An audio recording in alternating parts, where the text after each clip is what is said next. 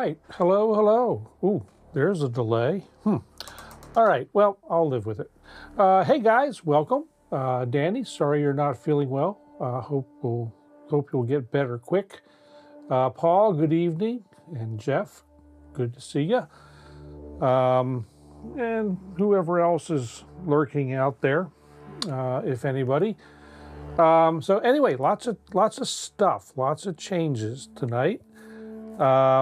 We'll get to those shortly. First, we're going to do a quick what's in the jam, because there's not much in the jam. So let's go through it real quick. Go ahead and bring up the DAW. There it is.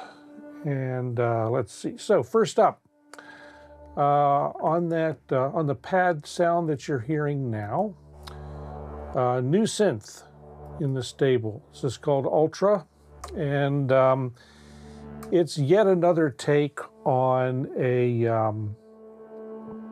wavetable synth. And we'll talk about that in a little bit. Talk about what it is, what makes it different, and what made me interested enough in it to go ahead and plunk down some more money. Whoa, sorry about that.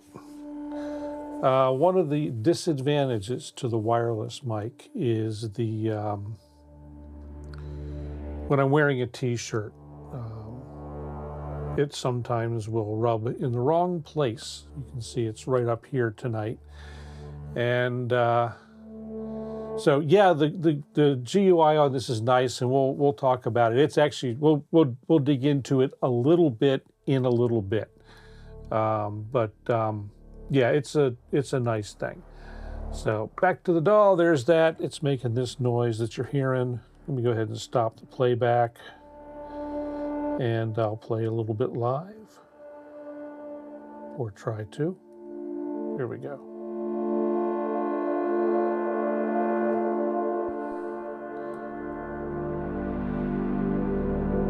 Very lush.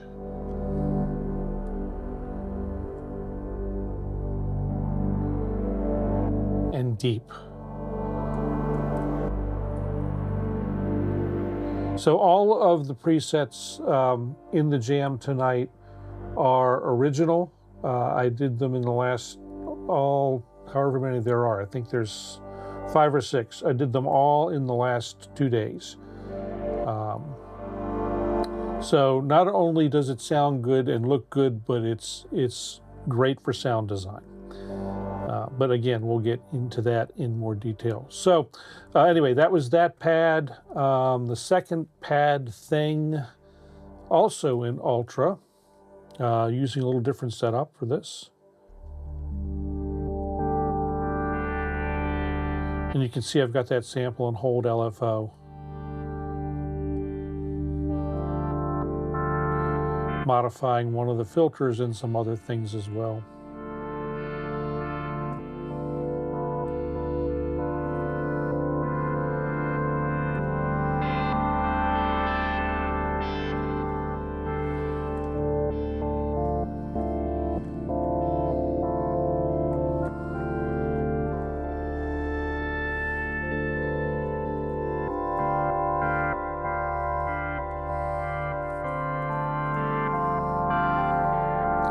So it's a nice playable pad.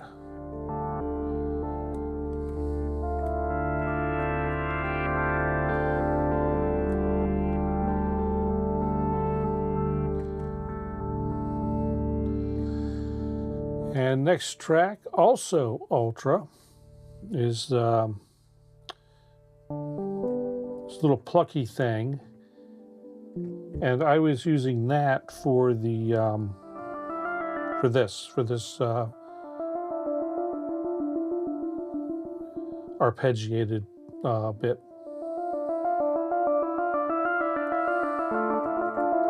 But it's also playable as when you're not chasing the filter, it's playable as a kind of a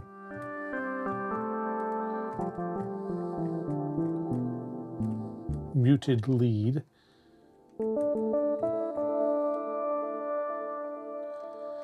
And then the actual lead sound, also in Ultra. Let's see.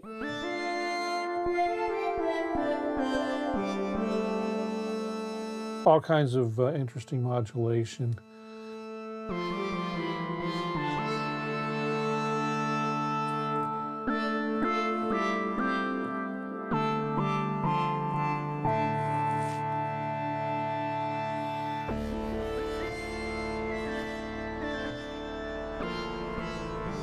One thing that's really impressive about this is that it's very, very light on CPU, or relatively light on CPU.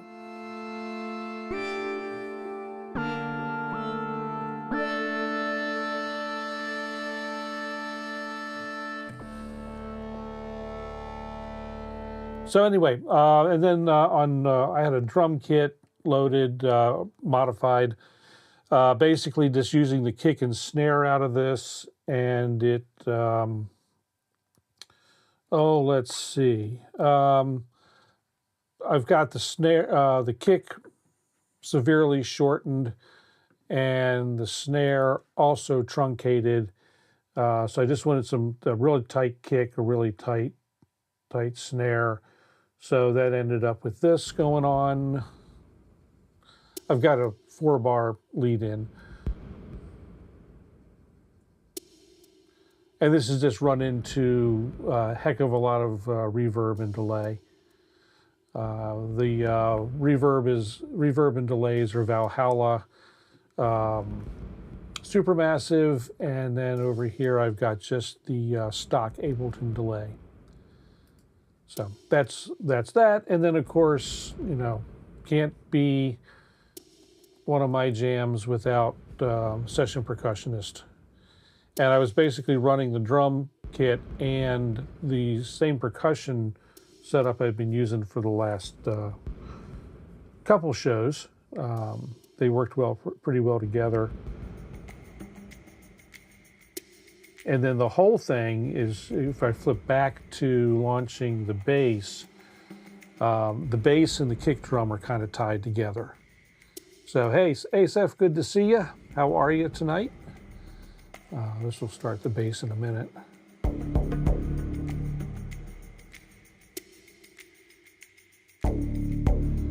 So those bass hits and the drum hits are coming together right at the same time. So anyway, that's the jam, and so anyway, let's get on with the rest of things. Before we get more closely into the Ultra synth, talk about a few things that have updated here in the studio. Things I've been threatening to do for a while. I actually finally got subwoofer in, so I got the this guy, the new iLoud sub. It comes with built-in ARC, and that ARC on this little guy will room correct for non-ARC satellite speakers. So it works perfectly with the sub and then the 2 Atom near field monitors. And so it's made a huge improvement in the sound here in the studio. The little sub will go down, they say, to 28 hertz. I haven't measured it per se, but I know it sounds much better. I'm curious as to what this would sound like with the iLoud minis, but I'm not gonna change up.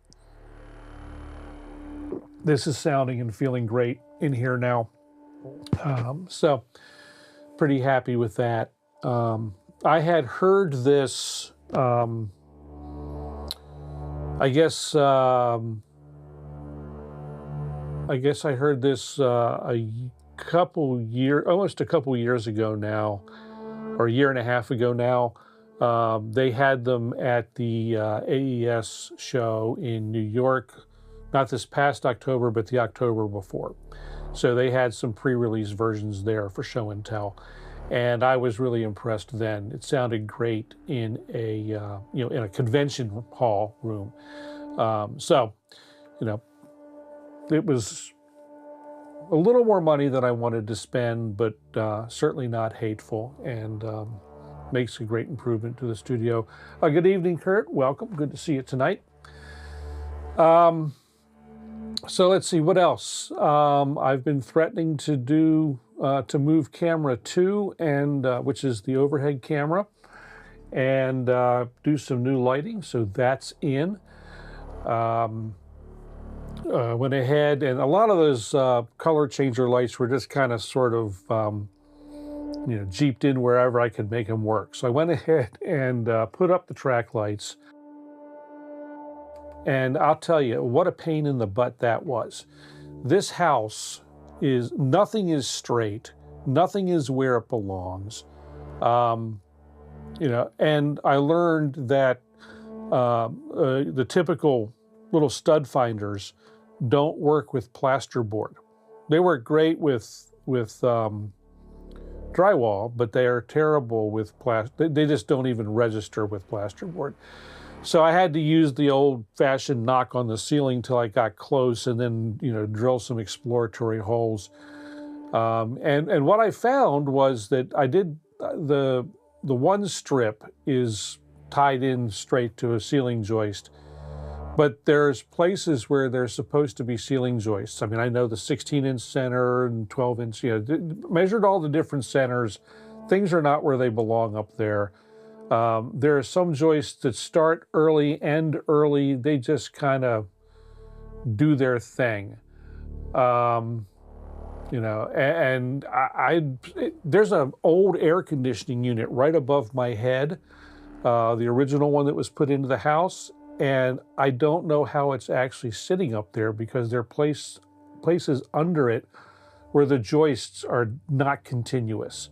So one of these days, that air conditioner is going to come down on the ceiling, out of the ceiling and into the middle of the studio floor. That'll be a bad day. So anyway, once it's all set up, the room itself now looks like this, which is nice, cozy. I got a couple of Chinese lanterns in here to soften up some stuff. I'm debating whether or not I'm going to run another 4 foot of or 3.5 or 4 feet of track light and hang another couple track lights back there for the background.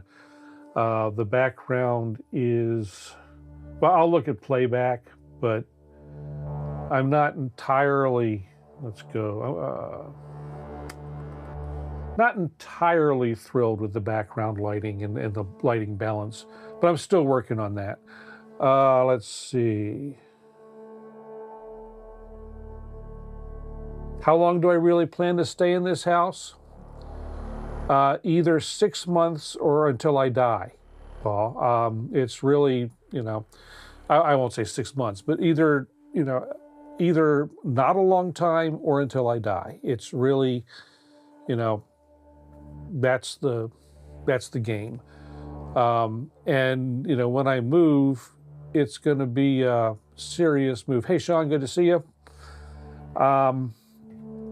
It'll be a serious move, and, lots of things will be different. So anyway, got that. I decided to, we were talking a couple of weeks ago, I was thinking about buying the Waldorf microwave plug-in, decided not to do that because it really is just another wavetable synth. And I've already got the their Waldorf's PPG Wave 3 plug-in, even though it's the old version. I'm still thinking I might go ahead and pick up the upgrade to that. That's not a lot of money. And what that basically gives me is some stability upgrade and some the ability to resize the UI. So, and that's so that's the updates, I think. I'm going to have to go to wearing a collared shirt for the shows instead of my relaxed t-shirt self. Because if I'm, like as you know, if I move the wrong way, I hit the mic. So that's the one of the things that I don't like about lavaliers. But I love the freedom. If there weren't a delay, a serious delay in-ear monitors, I would probably do away with the headphones, for at least for the shows. But anyway, that's growing pains. Let's see, use QY 700. Yeah.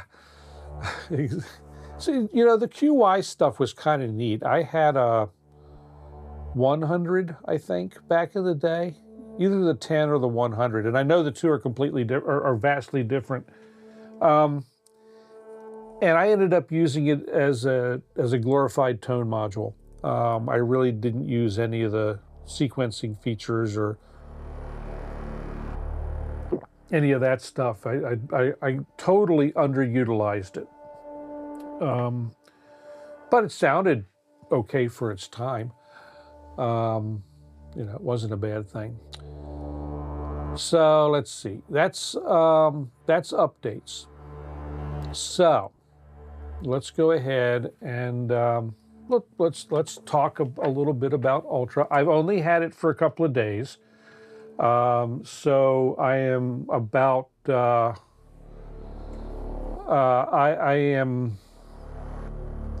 mean, I've been working with it. I've been playing with it, making patches, as you've heard.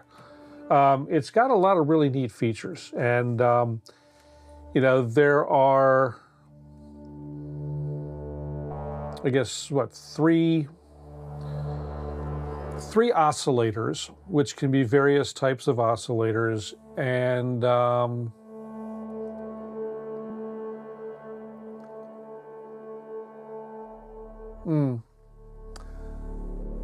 that would be menu diving, Paul. I'm not up to set up the poly chain correctly. If we can do it, I'll bring it along. If we can do it in a hurry, then I'll do it. Otherwise, I'll probably do what I've been doing. That's one of the kind of things I'd like to set up in advance. And who knows, I might come and play with this. So, you know.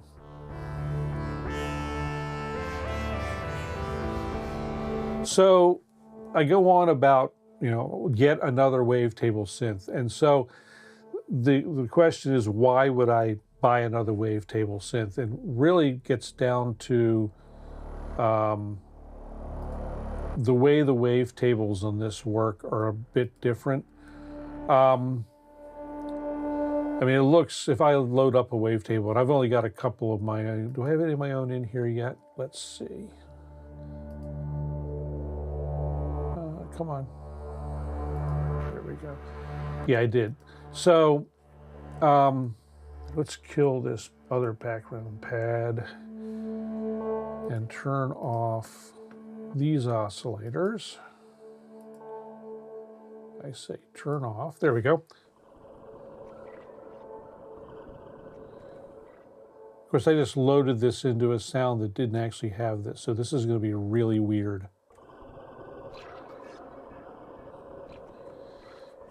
I'm still learning this too, so bear with me.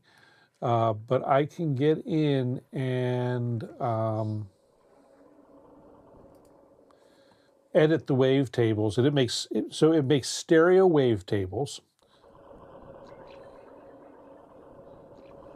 which are kind of interesting, and I can move things through time and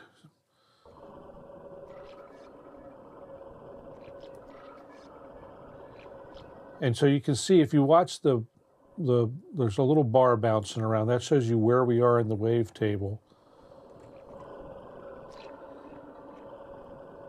And the wavetables can be made from wave files, any sample really that you want. The only limitation I have found on the samples is that they can't be more than 30 seconds long. So that's and you can import, like I can go here and import audio and go find a wave file. And if it's under 30 seconds, it'll go ahead and bring it in. I don't know where I have one that's under 30 seconds at the moment, but any wave any wave file or AIF or I think MP3s even. So that's the unique thing, the big unique thing that this brings to the table that made me go ahead and plunk down money on it. Other than that, it's, you know, it's got, you got four LFOs. The LFOs can be interesting. You know, we can do these, you know, shaped LFOs and do all kinds of weird shapes with them. You know, so you've got you got three of those, or you can do, you know, this kind of deal. Yeah, so there's a whole lot of stuff you can do with the LFOs. And then, of course, sample and hold with smoothing and all that stuff. You know, so it's, oops, I over-smoothed it, I guess. Oh, it's really slow, too. That's why. Doop-a-doop.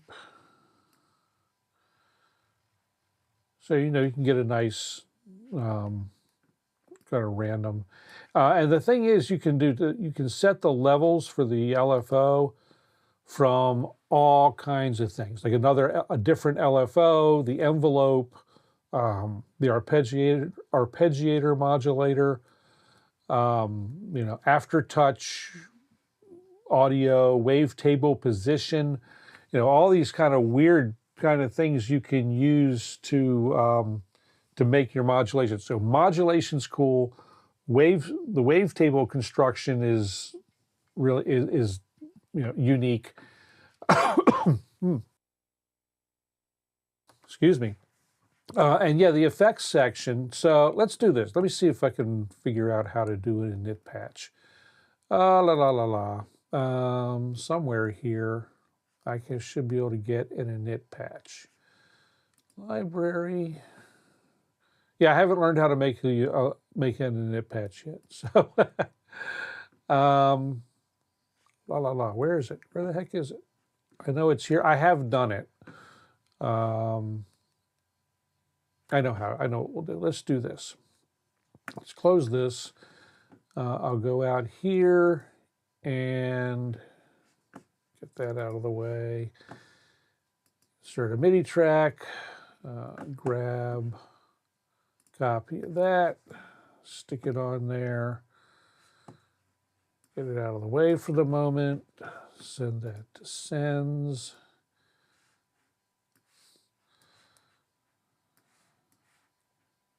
There, okay. So now we've got an init patch. Just a basic saw to sine. Let's turn it down a little bit. Where is it? There it is. So the basic, you know, wavetable thing.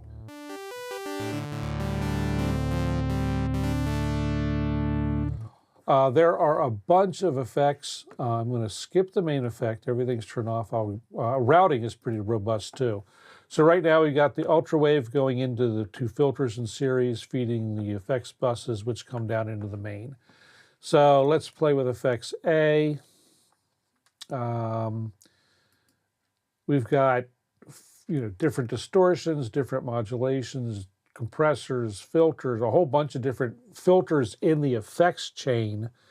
A couple of delays, a couple of reverbs. They're not super fancy, but they're not bad. Got some sidechain stuff. You can do this kind of interesting rack thing, which I haven't played with, and then a couple of utilities, which are useful. There are places I wish you could stick utilities elsewhere in the signal chain, but maybe I can get them to add that. I don't know. So, you know, basic, we got our, we can build a, you know, pad super fast, although Yeah, we'll do it real quick. I'm going to go ahead and turn the the super saw on at the same time. You know, crank up our amp effect, our amp attack. A little hold and into the decay. Some decay time, bring the sustain down. All this stuff that you do for a pad. You know, there we go.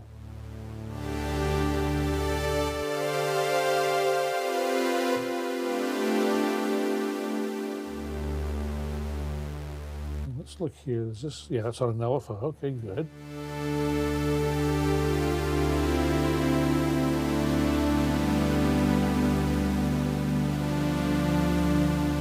Oh, so one thing I forgot to say, in the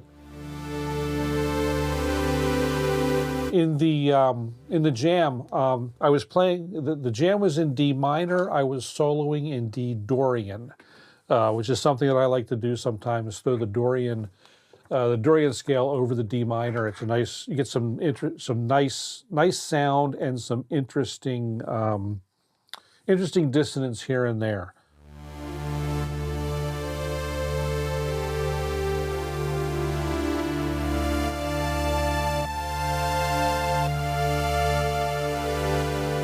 All right, so let's see. The super saw is great. It does, you know, you can set the number of voices. And you can see I've got this wavetable thing going. It's not doing a lot yet, but I got the wavetable thing going. I got a super saw going. I'm sitting about 6 or 7% of CPU on top of the other stuff that's just kind of hanging around in the background. That's not too bad, you know. There's a couple of different models for the super saw engine. So this is the modern one. They've also got what they call the 1996 model. I'm going to go ahead and go with the new one. We'll make this an ultra square instead. Let's see. Let's crank the width up and detune a little more, because we can with a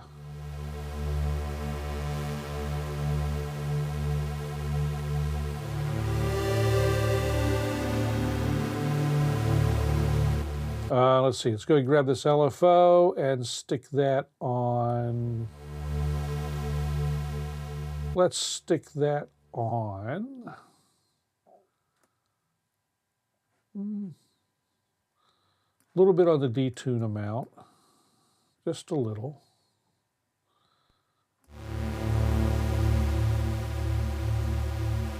And we'll slow it down to 4 bars. So the LFOs are neat too. So I can change this LFO. Like I'll make the top a sine. So I'll do a sine to saw on the LFO.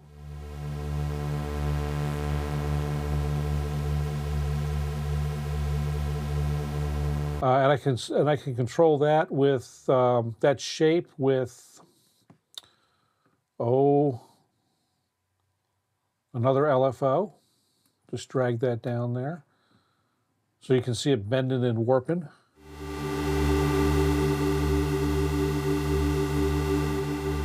And we can make the rate variable with the turn that off. Make the rate variable with the envelope.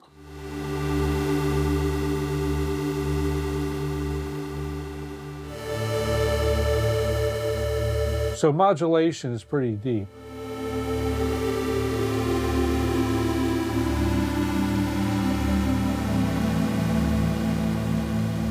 And I haven't even gotten into the filter yet. You know, so filters we got, I'll just do one filter. Got a half a dozen different filters here.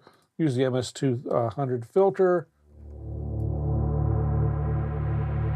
Give that its own envelope. Stretch that puppy out.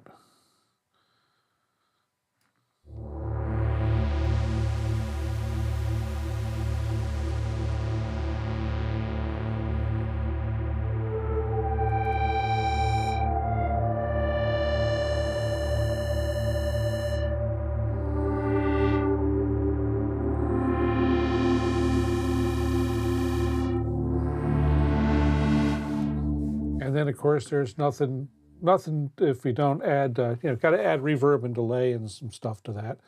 I'm just going to go ahead and do it in main effects. I'm going to turn off everything they selected by default though. We'll go ahead, we will put a chorus on there.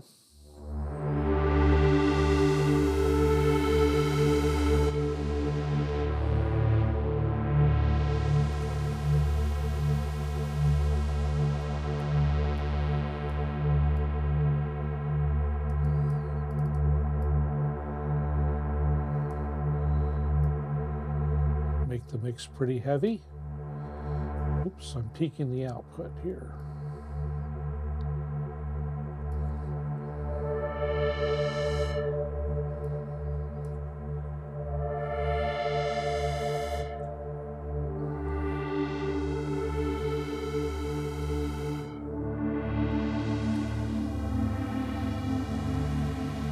So Jeff, I don't know if this does MPE or not. I know it does pay attention to poly aftertouch.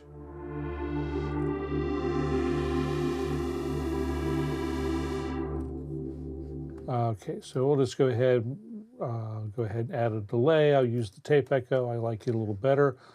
I'll go ahead and roll the lows out of that a bit. And we'll set this to, since this is a pad, we'll go ahead and go for a 1 bar delay. Give it some feedback, saturate it slightly.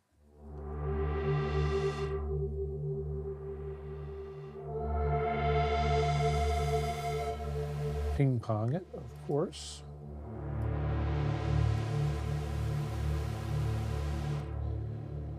So let's go ahead and go for a 1/2 bar.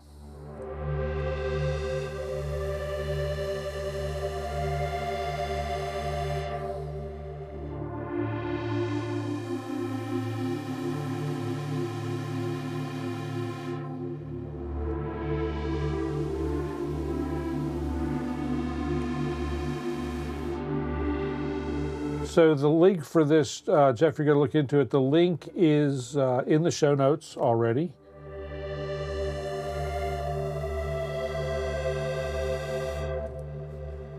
And okay, of course, the next thing we have to add on there is reverb. I'll use a plate. Again, roll out some of the lows and take the top end off it a little bit, make it a nice mellow reverb.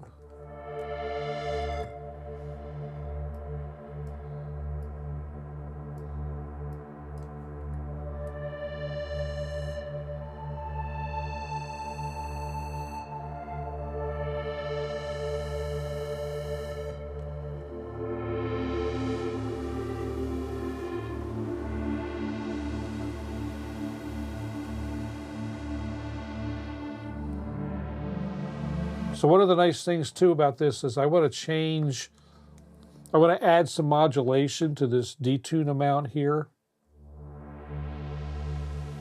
So what I want to be able to do is I want to modulate the amount of that we're doing with the mod wheel. So I can do an aux source mod wheel. So now I should, yeah, I can control the amount of that warble as I can, and you can't see it, but let's see if I do that.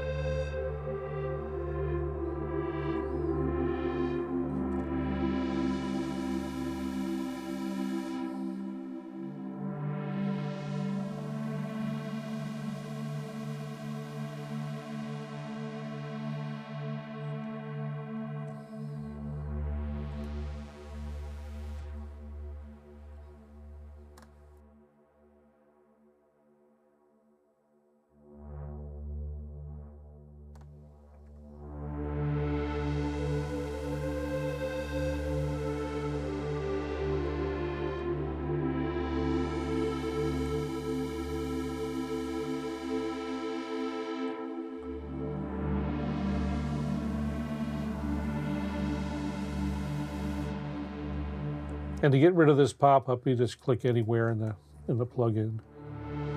You could add a sub oscillator to that.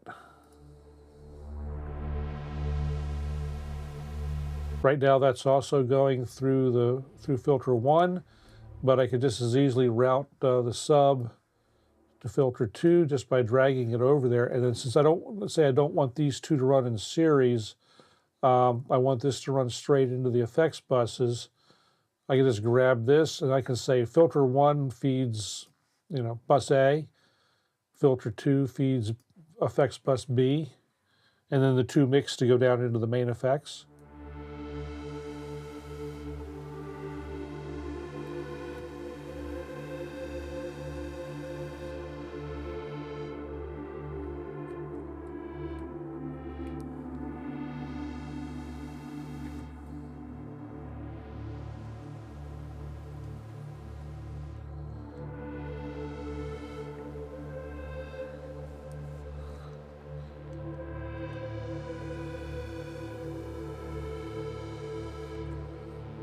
Actually, it's easier for you to see the other way, so let's go back.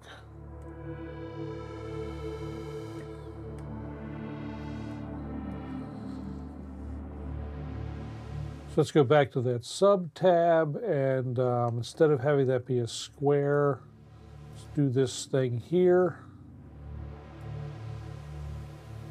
We can vary the number of, some of these waveforms too, we can vary the number of harmonics to alter the shape.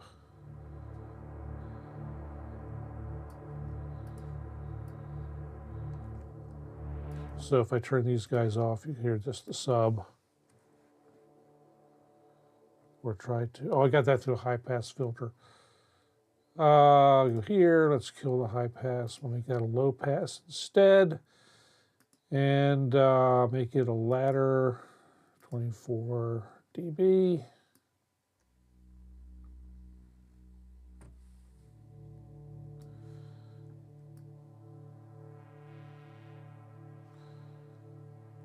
So you can easily vary the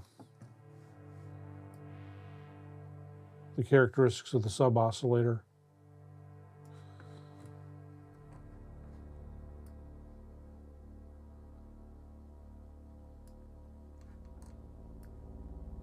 A little drive on that.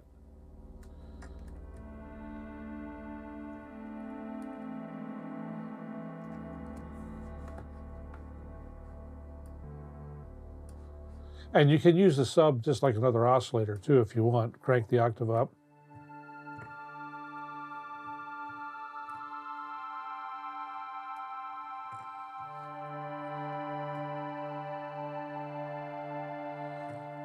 What would that sound like stacked on top? See, I'll experiment here. What does it sound like stacked on top of the...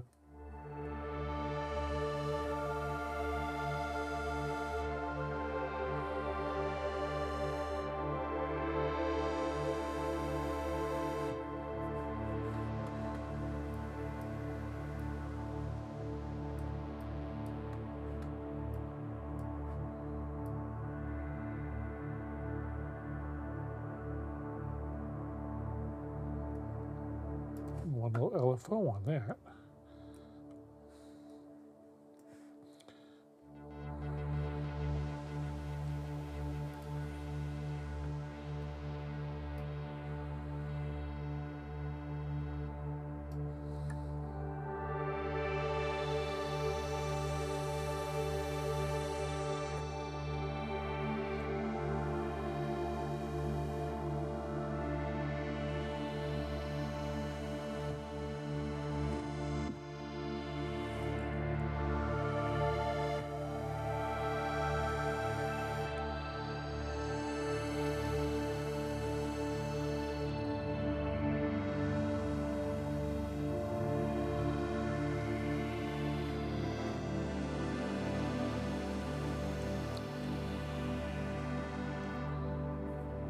We can make this interesting here too by cranking this back up.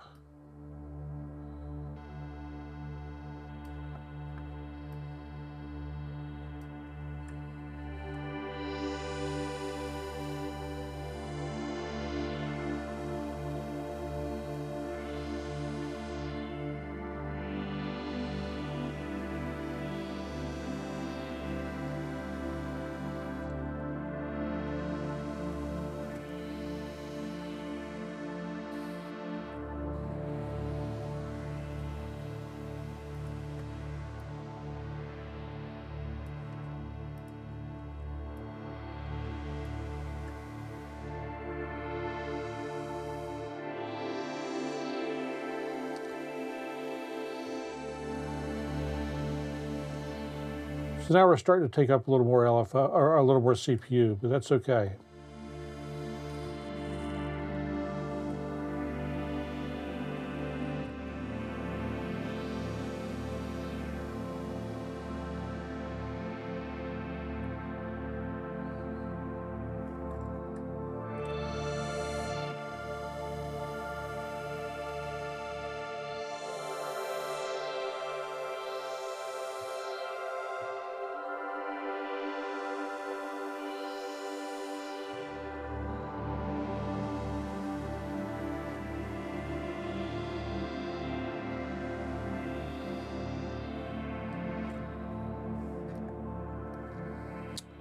I think I might exchange this for the other reverb. One thing I wish you could do that you can't. I can't just sit here and swap reverb types. I actually have to delete and swap, or, put in the other one. But it's minor.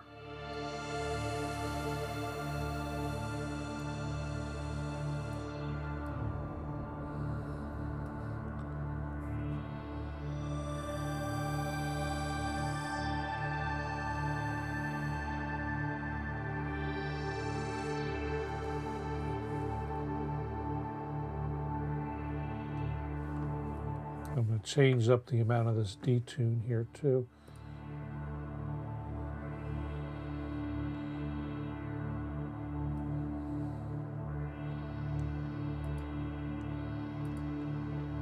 I thought I had run that through the mod. Oh, I did. There it is. Yeah. Okay.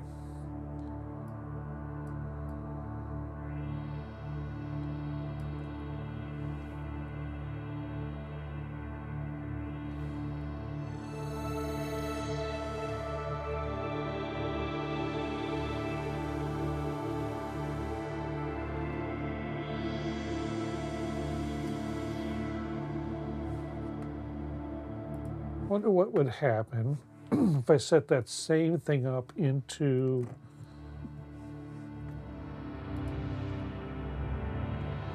this filter.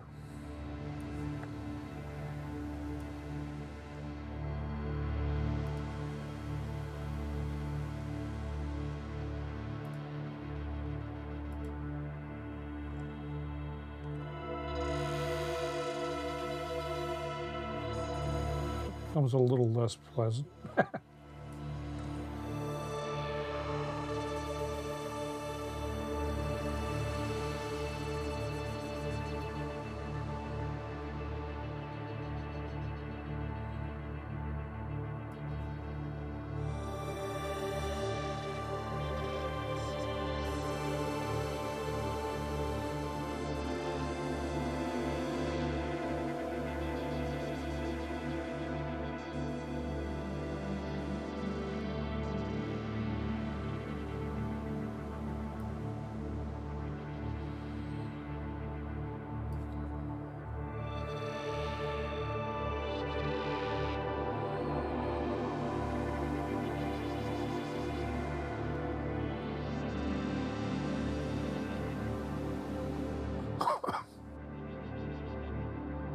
Excuse me there.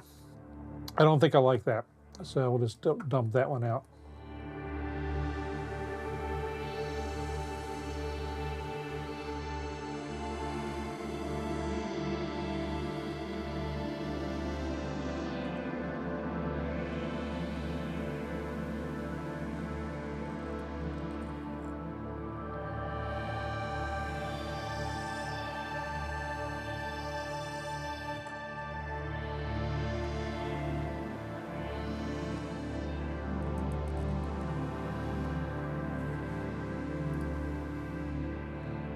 And I think I will add aftertouch to, oh, I know what I'm going to do. I'm going to put, I'm going to add in the main effects, I'm going to add a filter. And let's go with a resonator. I'm going to put it back up at the first thing in line. And we're going to control the amount of the cutoff of the cutoff of this thing with Aftertouch.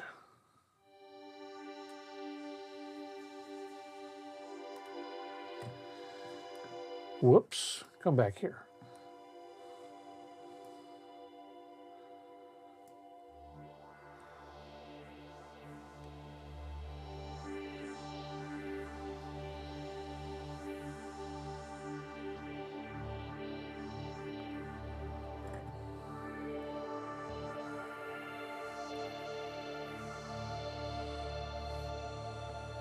And I will put the amount of that on the mod wheel.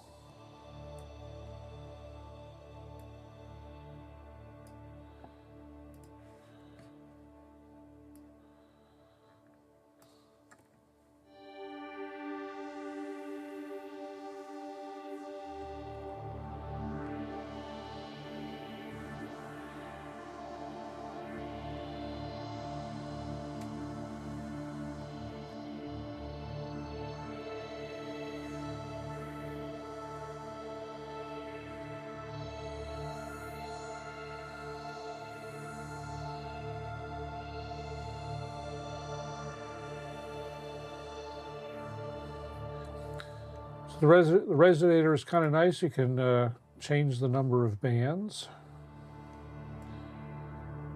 And of course the resonance.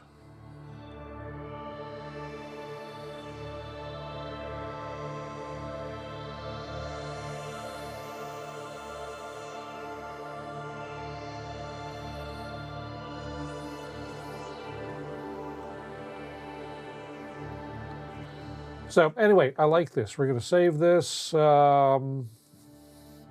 it a name of some sort.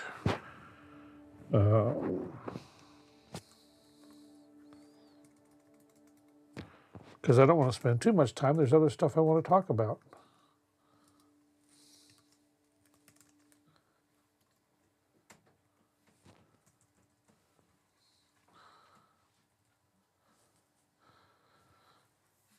And you can categorize the heck out of things. It's a synth pad. It'll automatically generate a preview. So go ahead and save that as a new patch. So if I go into the library here and I go into my sounds, I can now I can audition the sounds. Even the ones that I created. So it's automatically doing that, that's really nice. I like that.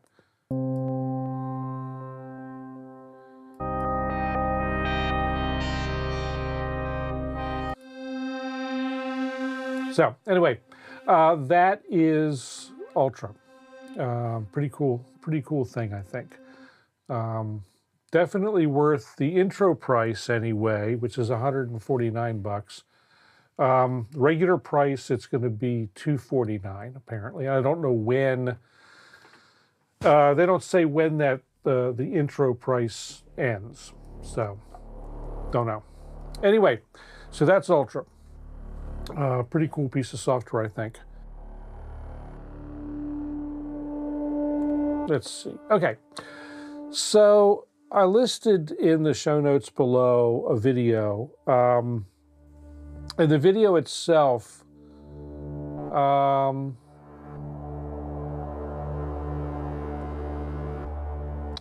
little out of context, maybe, but or at least on a different topic. I put a video down in the link to a video down in the show notes called "What We Lost When Cameras Got Better," and I encourage you to watch it, even if you're not a photographer.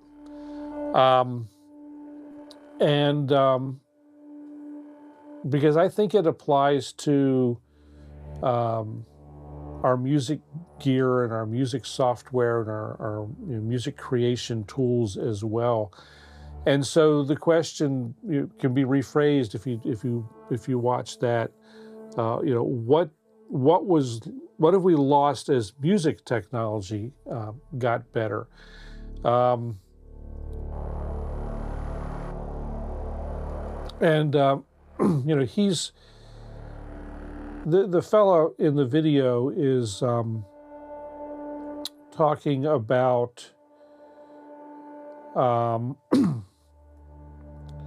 you know, he like me, he started creating photographs with much more basic equipment, you know, like, you know, those who don't know, I've been a photographer for most of my life, as well as a musician, and as, you know, it's one of my 3 expensive hobbies. And so I started out with much more basic photography equipment than I have now. Similarly, I started making music with a clarinet and a piano. And now I have, you know, all this, which, you know, I should have shown you some of the new shots. Let me show you one now. You know, so now I've got all this, and we're gonna swing to the right. I've got all this, you know, and, you know, we'll go back through the center, you know, and all of this.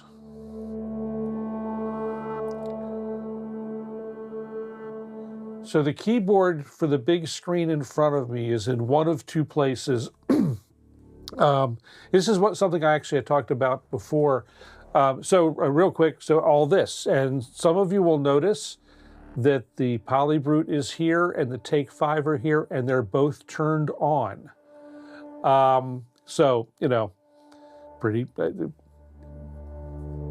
things are moving along, so, or changing. So we'll go back to here. So Jeff, you ask where the keyboard is for the big screen. I'm still working on a permanent arrangement for this, but it's either here or I have off to my right, I have this guy. So terribly inconvenient. But one thing that and I've talked about this when I first started doing the rearrange, that I need to be able to have a key here, keyboard here. You can hear that mic move, it changes with that mic moving around.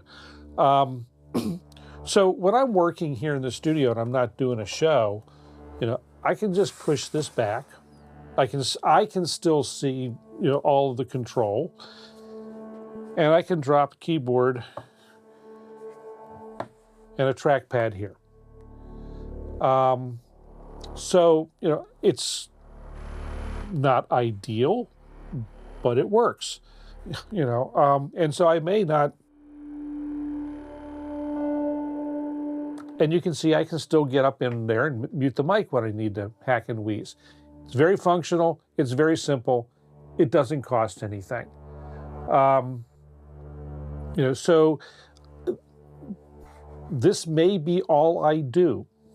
Or maybe, you know, put in a slide kind of thing so that maybe some slide rails, I don't know. But, you know, that's really, I don't use the keyboard and trackpad very much during a show. I'll use the mouse, which is sitting over here, and I'll grab the mouse and move around, or I'll just reach over to the laptop. It's not that inconvenient to do that. And so, you know, I just slide it back. And I'm, you know, in show position, and, you know, all my shots still work that way. You know, we can go in to the shot that you're relatively used to. I can go even tighter, you know, and, you know, with the new camera angles, I'm actually able to show, you know, things that I couldn't show before.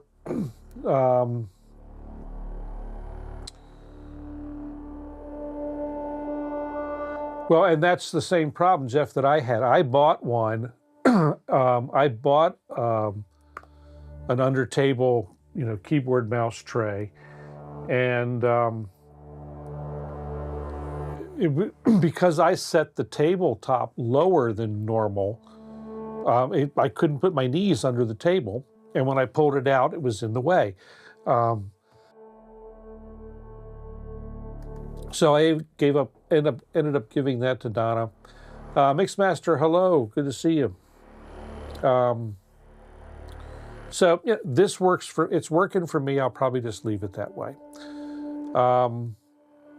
The nice thing now is I finally got working. Oh, I didn't mention in the new stuff, the confidence monitor that I can see when I'm looking at the camera is in, so I don't have to be looking over here to make sure things that are on air are correct. And so now I have on the big screen, I have Ableton Live, and I can also see, let's spin the camera around a little bit. If I move over to just above the laptop and the audio interface and mixer is a small monitor that now I can see what you all see. So that's finally in. And so now I can actually see what I'm doing when I'm talking to you guys, which I really like. About the only thing, yeah, you can't have both in front of you, and that's. So I looked at what a lot of other people are doing. Some people have a deeper desk, but it's I don't have the depth for that. So to stack all this stuff up that I need to stack up. So I'll just push the thing back and forth. It's working just fine. And give you a quick run around the new shots. You saw that some of the new overheads, the new overhead shots. Let's see, I think most of those are actually the same as they always were. Actually got better views of now the stuff in the Eurorack area over there. This is a long one, so you get to watch it spin around. So now I've got it's still not straight on, but it's much better. Yeah, well, that's another thing, Paul. I got the same problem. So I can go in. I gotta do something better with Mike. I can't wear a t-shirt on the show anymore.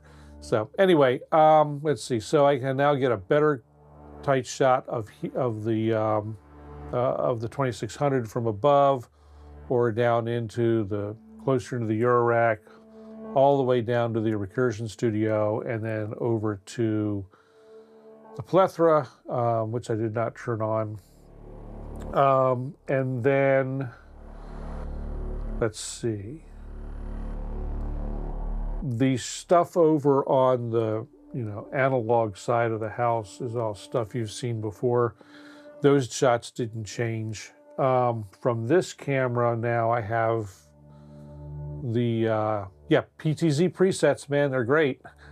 So from this camera I now have the regular shots, this shot, this shot. I have, and hopefully I've got enough swing space here, I can swing over here. So this shot is back in a little. It's a little better though. You can see a little more. I do have the multi-poly plug-in, Mixmaster. I do. So that's why I can put the Take 5 back in here. The only problem with the multi-poly plug-in is it's a little CPU heavy, but it does okay. So anyway, I can get over there.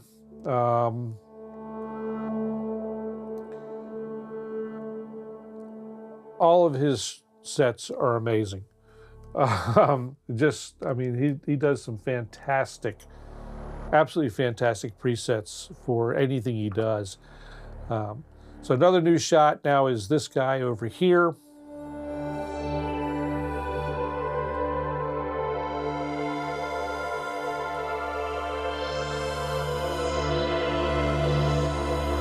So we can have shots. I didn't use it tonight, but that's a new shot.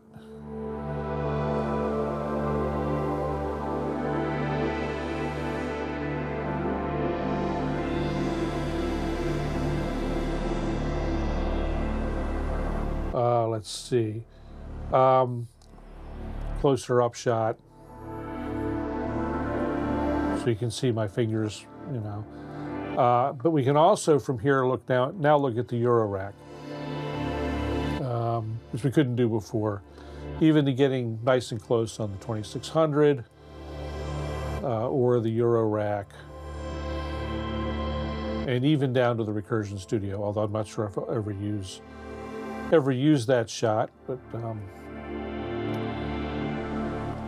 and then, you know, back to here. It's Streamdeck makes my life so simple.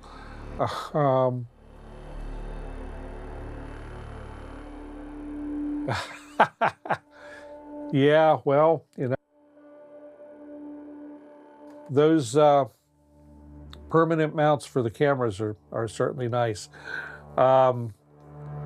Let's see here. I don't know if I can really show. I can't really show how in this configuration what the so many angles. Yeah, well, I'm a TV guy. What can I say? I can't really show what. I don't think I have a clean way to show what I'm seeing when I look at the camera now. At least not without having to dig out the camera remote, and I could do it. What the heck? Let's see. If you guys don't mind taking a ride, let's do this. Where is this? Let me drive this close with, oh, did I take that shot out? Must have. There it is.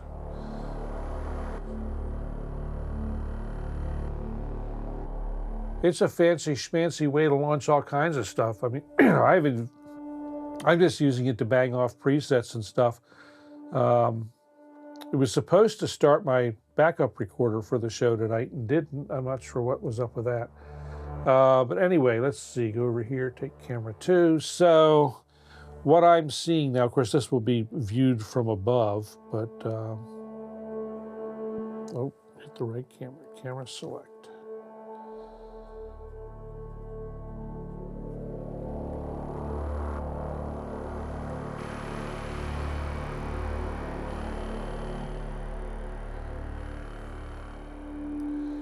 So I've got, you know, chat.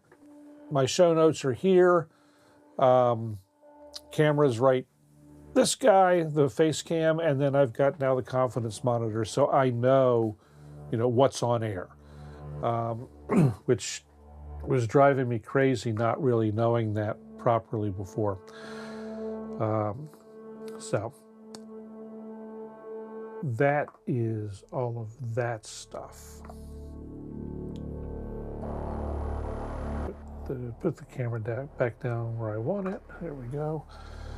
So let's see, what's next? What's next on the list? Oh yeah, there's more. Yeah, I didn't bother with my own icons. I'm just doing text. It's, you know, because for what I'm using it for, the icons wouldn't be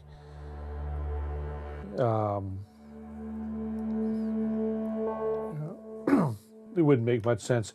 So for my use, it's all about video control. But I know that it can be used for a myriad of other things. You know, and again, just not what I needed to do. Is, you know, these are things that I don't really need, you know, this is what I need, so that's what I bought, that's what I put together. So, 9:15. I don't want to run too much longer because I have a very early day tomorrow, but I do want to talk about a couple things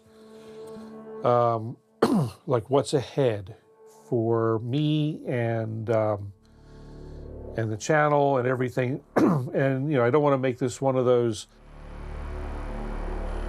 future of the channel videos, which I hate.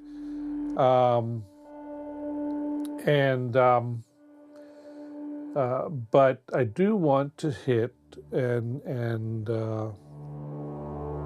do the, you know, oh, here you go. There's the new shot of the studio. I didn't remember what I put in graphics slot 11. So there you can see the, you know, kind of, if I sit way back in my chair, what I see in the room. So anyway,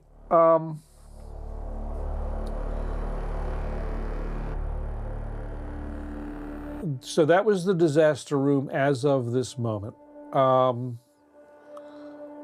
You know, I have Ableton Live, as you know, plethora of software synths, and that's going to make up the backbone of the studio.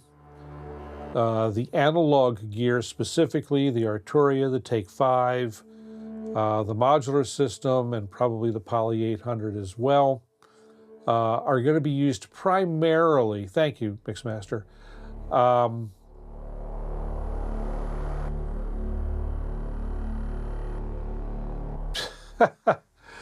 this room is my space, you know, and it's actually pretty comfortable with the way it's set up.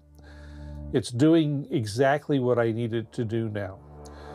So the analog gear is primarily going to be used for making samples and waves and sounds to be used in software. It's really the way I prefer to work. And now having the MacBook Pro, you know, I have a full studio that I can carry with me anywhere. As far as, you know, putting music together.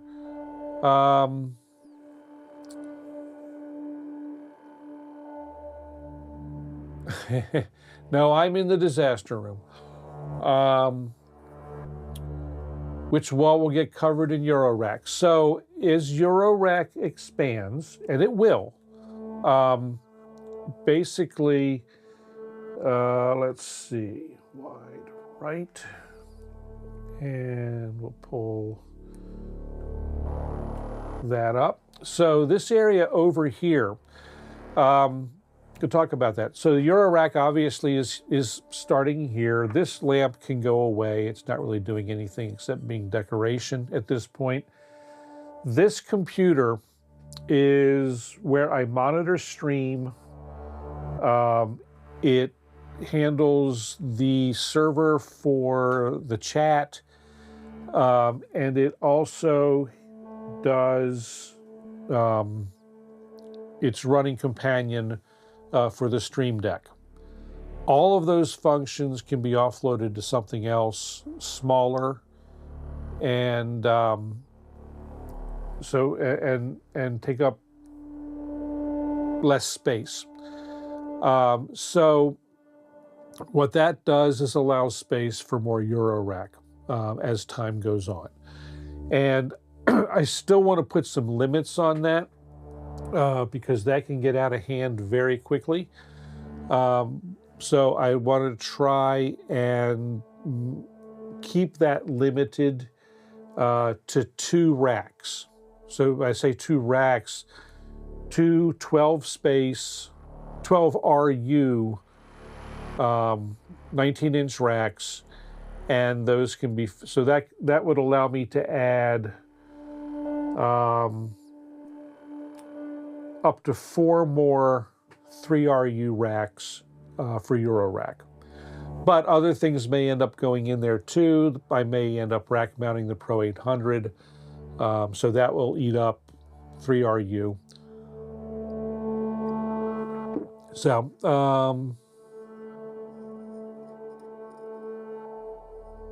is the lamp Luxo Junior all grown up? The lamp, so this lamp, this lamp over here is an IKEA lamp that I've had for 25 years, something like that. One of the few things that IKEA still makes exactly the same way as they did 25 years ago. It's but the funny thing though is you can't get replacement parts for it. Like I need some more of the clamp bases. They don't sell just the clamp bases, so all I get is the I have to buy the whole lamp just to get the clamp bases, which is kind of silly.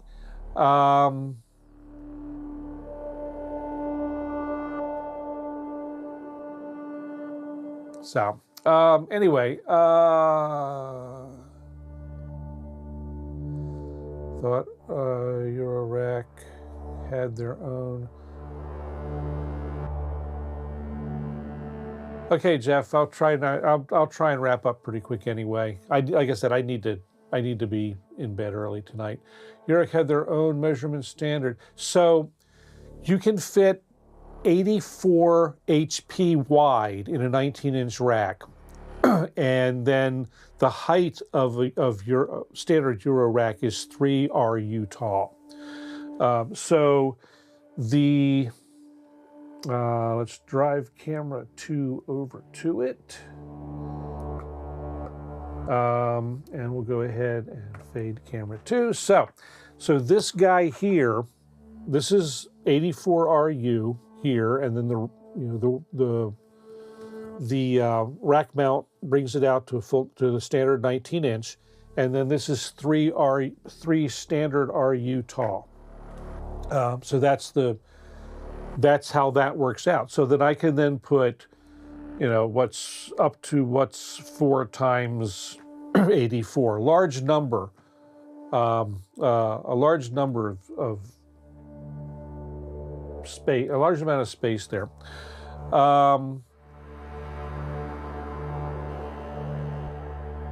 So anyway, I'm really happy with Room Good. Jeff, I'll chat with you later. And so real quick, the rest of the stuff. So that's kind of where we go. Streams and videos. The regular Monday night stream will continue on most Mondays.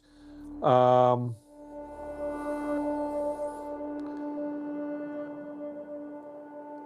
okay. Let's see. Gallimaufry, the worldwide Gallimaufry jams will return on the 4th Sundays of each month, starting this month. So the last Sunday of this month, 2 p.m. Eastern, and whatever time it is in your time of the world, we'll be seeing at least 4 or 5 participants this weekend or this month. You catch it on my channel, Jeff's channel, several other channels. Whoever's involved, Quasar I think is in, Dr. Syntheo, myself, and I can't remember who else. I'm sorry. But there's going to be a few of us involved this time, and it's a rotating band of maniacs making electronic music for an hour from all over the world. Hoping to be finally bringing up some additional live streams and semi-produced videos 2 to 4 times a month.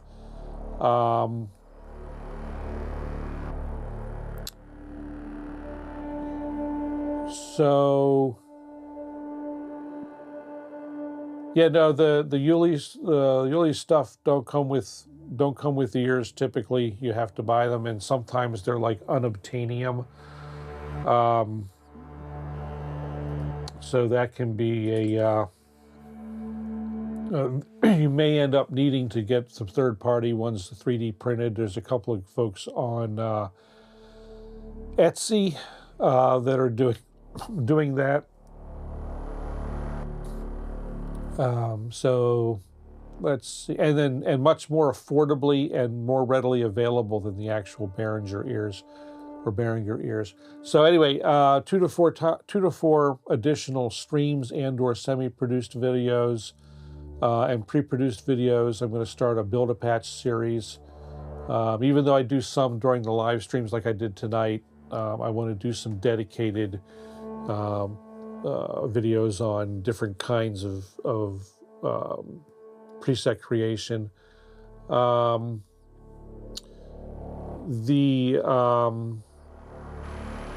Some of the guys who are doing the 3D printed versions will sell you the files too. That's where all the work is, really, is the time it takes to get those right. 3D designing can be that's a hobby unto itself. Let's see.